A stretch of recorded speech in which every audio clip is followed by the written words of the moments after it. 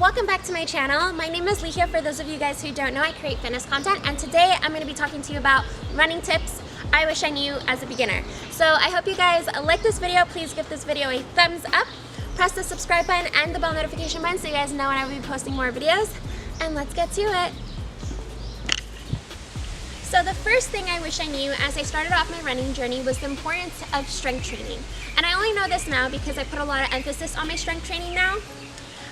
It's a lot of focus on strengthening your glutes, hamstrings, quads, and even your upper body too, because running is a lot of this. And if you're doing this for a long period of time, your upper body can get tired and then your form can start breaking. So it's super important to have a strong upper body so that way you can maintain your posture.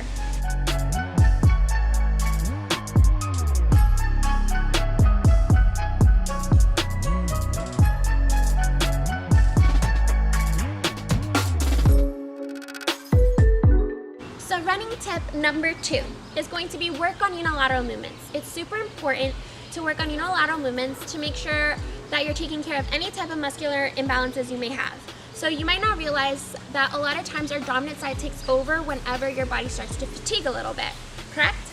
So if you start working on single leg movements and single arm movements, you're able to counteract that and help balance out any type of muscular imbalances you may have. This helps reduce injury. So especially with running where you're bearing one leg at a time the whole entire time, it's super important to work on any type of muscular imbalances you may have in your legs. So things like single leg deadlifts, single leg squats, step ups, and then for arms you can do single arm rows, single arm shoulder presses.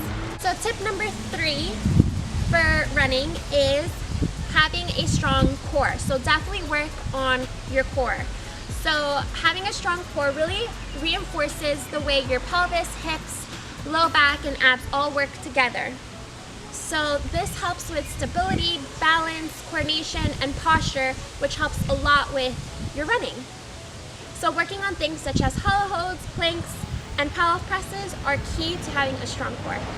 So number 4 running tip is going to be incorporate speed work into your program. So speed work is essential to becoming a stronger and faster runner. So even if speed work isn't essentially like your main goal, if you're more of a long distance runner, still incorporate speed work into your running program. It's going to make you a more well-rounded runner, and it's all based off of your fitness level.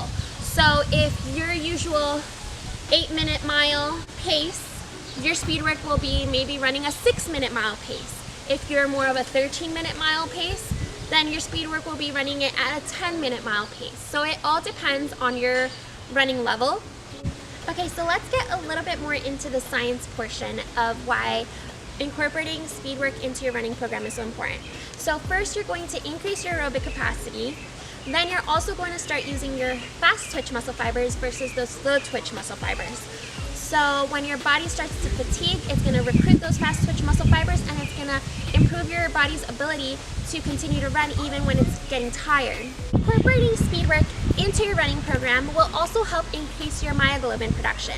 And myoglobin is a protein in your muscle which helps transport oxygen to the mitochondria in your muscles to produce ATP to give your muscles energy. So when you increase myoglobin, you're also increasing your body's ability to transport oxygen to the muscle for energy, which will in turn help you run faster. Examples of speed work that I like to do is I like to do mile repeats. So for example, I will do 1 mile as fast as I can, give myself some rest, 2nd mile as fast as I can, trying to beat that first time, and then 3rd mile as fast as I can. Also, I like to do, let's say, 6 by 800 meter sprints, or let's say 8 by 400 meter sprints. Those are just certain examples of speed work that you can do. Keep in mind your stride work as well. So it's super important to pay attention to your stride, so that way you can reduce any type of injury in the long run, and so you can move efficiently as well. So when you're doing speed work, it's super important to keep in mind keeping a tight core, strong arms, high knees, so that way you're able to really push off and go forward. So when you're going super fast, your core is what's gonna help you maintain tight when you're giving these powerful strides, right? So it all comes from force production in the legs, and the most important thing is the force production you're producing when you're kicking off the ground. So the stronger your force is when you're kicking off the ground, it propels you forward, it allows you to be up in the air further away, and you're able to go faster. This does not mean stomp the ground when you're going into your sprint works. No, this actually means work on being able to be forceful, efficient, and not stomping the ground, because then you're just exerting more energy than you need to.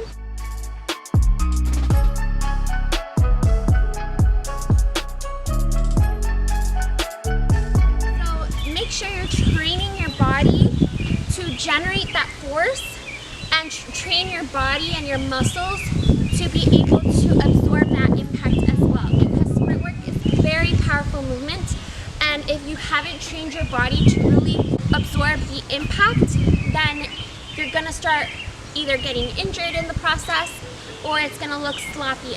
If you're going really fast, your arms have to move very powerfully and your legs have to move very powerfully, which means your core has to be braced and tight, so that way it protects your low back and it protects your whole torso when you're twisting in these powerful movements and keeping your body nice and tight. So that's why it's so important to have a strong core, because it really comes into play with your running. So number 5 is going to be, make sure you make a day for recovery. So if you don't have to run it every single day, make sure you have a day where you're doing more of a slower recovery run. Also pick a day where you're working solely on hip mobility, making sure you're stretching out your hamstrings, your calves, thoracic mobility. All of that is super important when it comes to running, and making sure you're taking care of your body is gonna help you with your running in the long run. Number 6 is going to be, make sure you stay hydrated, and not just on your running days, but every single day make sure you're drinking at least half of your body weight in ounces. Literally every single day, make sure that you're drinking a good amount of water, so that way you reduce any type of cramping. You make sure that you're hydrated on your runs, but don't drink water right before your runs, because then you're gonna feel that slushy feeling as well, and that's no fun for anybody. So number 7 is going to be, make sure you change your sneakers every so often, especially if you've been running in them for a long time. So sneakers have an expiration date. There's a good amount of miles you can run on them. I believe 300 to 600 miles that you can run on a pair of shoes, or maybe like up to a year and a half. You will start to feel the difference when the heel of your shoe starts to wear out. Just because you don't want to throw them away, don't do that mistake, because it will affect your running, and then eventually it'll affect your knees, your hips, things like that. So it's not worth it. Definitely invest in a good pair of running sneakers. So getting new running sneakers is super important. Number 8 is also going to be one of the most important tips that I will give you as a runner. So have a training program. Honestly, it's the most important thing. Don't think that just running every single day and not having a set distance to go, or let's say a set pace. Have a building base, have a speed base. Don't go right into speed work. Make sure you have that base build. I would say have your days separated, so that way you know exactly how much you should be running. Alright guys, so I really hope you enjoyed those 8 running tips. Please let me know if you have any questions in the comments down below.